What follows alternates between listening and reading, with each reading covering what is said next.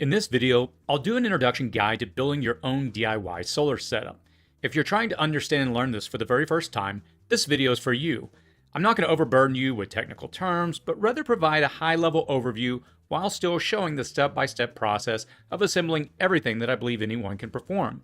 The advantage of learning how to build one of these is that you easily can customize your setup, modify it in the future as your needs change, and most importantly, develop an important skill set.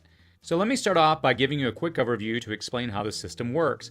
There are four primary components. Solar panels collect energy from the sun and then pass the energy via cables to what's called a charge controller. A charge controller regulates the energy from the solar panels that it then passes to the batteries where the energy is stored. In order to get the energy out of the battery, we need to convert it to usable electricity through a device called an inverter. This is the device that we plug into items that we want to power, such as your phones, laptops, or refrigerator. As far as connecting all of these components, there are three primary sets of cables that you can purchase that already have the proper connectors on the ends and are set up to be used in this system.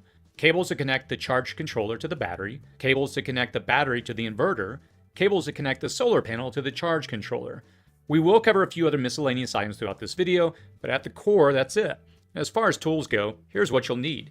Phillips screwdriver, large and small, crescent wrench or socket wrenches. Needle nose pliers will also come in handy. Step 1. Connecting the charge controller to the battery. Let's grab our battery, charge controller, cables to connect our battery, and our small Phillips screwdriver. Please do this step before connecting the solar panels to the charge controller, as it will damage the charge controller without first connecting to the battery. If you look at this charge controller, and this is common amongst most of these devices, you'll have 6 places to plug in cables. On this one you'll see 2 holes with PV plus and PV minus. PV simply means photovoltaic. This is where we'll connect solar later. The next 2 holes are what we're interested in at this step, BAT plus and BAT minus. This is where we'll connect the cables from the charge controller to, you guessed it, the battery. The last 2 holes are load, which we don't cover in this video. Let's grab our cables to connect the charge controller to the battery. These particular cables have lugs on one end that will connect to the battery, and the other ends are stripped, which will connect to the charge controller. You will notice that these cables are both black, so you need to pay special attention to these when connecting them to the battery in order to keep the positive and negative connections correct.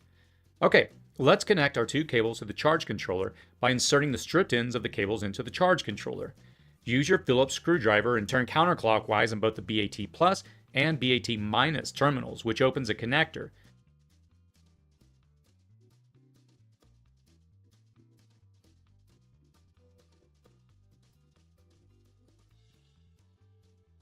Then, we'll take our 2 cable ends, which are stripped, and slide them in one at a time to the terminal. As we slide each in, we'll tighten the screw down, turning clockwise. You want to tighten these firmly to avoid the cables coming out.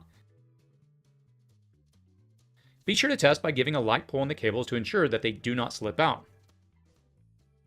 Next, we'll connect the cables to the battery. To do this, first we'll unscrew the bolts in our batteries.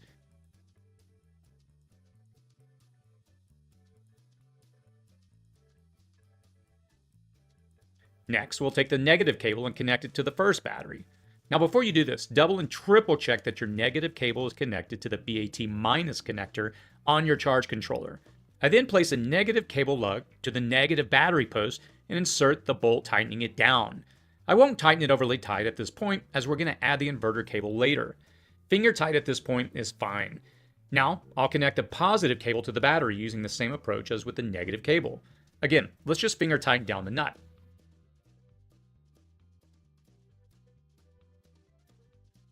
Now that we have the charge controller connected, you'll notice the charge controller screen is turned on. You can go through it at this time and configure settings based on your model. I found this particular model is easier to configure with their app than using the interface options on the charge controller itself, but do whatever's easiest for you. There are 2 primary settings that you're going to want to configure. You'll want to define the battery type that you're connected to. In this case, we're connected to a lithium battery. Next, we want to define whether we're connected to a 12 or 24 volt battery. In this case, we're connected to a 12 volt battery. This charge controller comes with a temperature sensor which can easily be plugged in. If you buy a charge controller without one, it is highly recommended that you purchase this to monitor the temperature of where you store your batteries. Additionally, this charge controller has an optional Bluetooth module that you can connect that allows you to observe the information for the charge controller through your app. This completes step 1. Step 2. Connecting the charge controller to a solar panel. For this step, we're going to grab our 100-watt solar panel. You can add more panels, but for simplicity's sake, we're going to stick with one panel in this video, and extension cables with MC4 connectors on one end that are stripped on the other end. For this step, you'll need just a small Phillips screwdriver. During the process of connecting the cables, it is important to observe the plus and minus signs on these cables that come off the solar panels when connecting to the charge controller. In order to go from the cables on the solar panels to your charge controller, you'll need the extension cables with MC4 connectors on one end and are stripped on the other end. Okay, I'll keep the solar panel out of the sun for now. Connect our extension cables to the cables coming off the solar panels that will run to the charge controller. I have two black cables, and that's fine, but just be careful to keep track of which is positive and which is negative. Even adding a small piece of tape on one end or writing a plus or minus sign might help a bit to keep things straight. Now, with the stripped end of the cables, I'll start with the negative end and insert it into my charge controller. Give it a slight tug to ensure it does not come out. Next, insert the positive cable into the PV plus connection and tighten it down. Remember, we have two holes in our charge controller marked PV minus and PV plus. Again, PV is short for photovoltaic power, which is the power coming in from our solar panel. Now, let's put our solar panel into the sun and see what happens. So now our solar panel's in the sun and we're connected. As you can see on the front of the charge controller, we're showing a charge coming in, and now we're officially charging our battery. With this setup, I can view this information on my app as well, along with information on how charged the battery is. So now we're harvesting power from the sun and storing it in a battery to be used later to power appliances and devices. That's pretty cool, right? So up to this point in the video, we have confirmed our solar panel, our charge controller, and battery setup work. Now we're going to move forward in our final step to pulling power from the battery. This completes step 2. Step 3, connecting the battery to an inverter. Before we proceed to this step, we need to bring in the solar panel disconnected. When working with this system, we don't want to interact with our setup when actively pulling power from the solar panels. To do this, we'll simply disconnect the cables from the solar panels connected to the PV plus and PV minus connections on the charge controller. We're also going to disconnect our charge controller from the battery. To do this, unscrew the positive bolt first on the battery and remove the positive charge controller cable.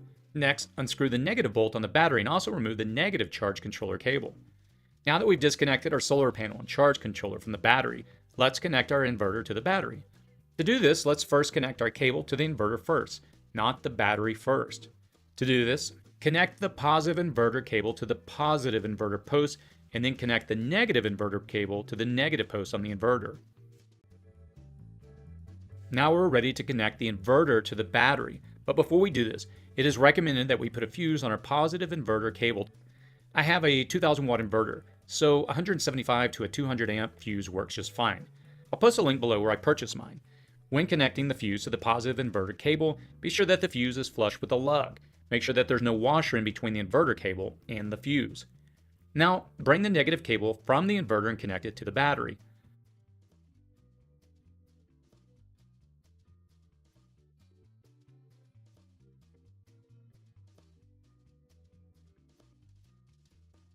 Then, using the bolt on the cable that connects the fuse to the cable, place it on the positive battery terminal. It's going to spark, but this is to be expected. Now let's finger tighten these bolts down to allow us to test this out. We'll tighten it much tighter momentarily when we add the charge controller back on. We have completed the connection of the inverter to the battery. We can plug in devices and appliances and power them as shown here. Earlier we disconnected the charge controller, but we'll add it back now. We're basically just repeating step 1 at this point. I'll begin by removing the inverter from the positive terminal and negative terminal of the battery.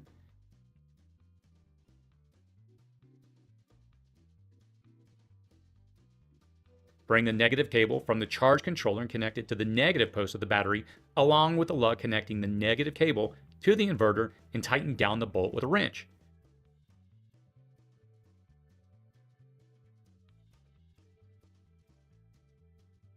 Next, I'll bring the positive cable from the charge controller and add it to the positive post on the battery along with a lug from the cable connecting to the inverter.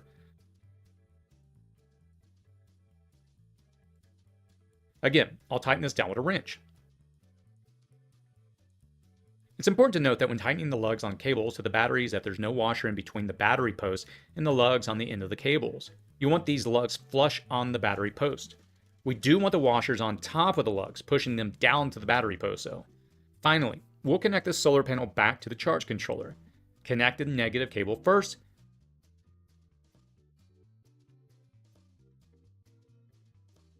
then the positive cable. Step 4, testing our setup. Alright, it's a moment of truth. We've got solar charging the battery, so let's turn on the inverter and power some devices. Excellent. Everything is operating as expected. I've got a pure sine wave coming off the inverter, which means we can safely power our electronics and appliances. We can power most devices that you can normally power through a typical wall socket in your home, such as a TV or refrigerator. One important detail about discharging the battery. There's a level of charge that you don't want to exceed when drawing power with the inverter. You can safely discharge down to 20% of the battery's capacity under load with the inverter powering devices. If you go under 20% of the battery's capacity while you have a load on it, you can damage the battery. You can add a battery monitor to the battery to keep track of that. For this battery, it does come with a Bluetooth, and I can monitor that information in the app.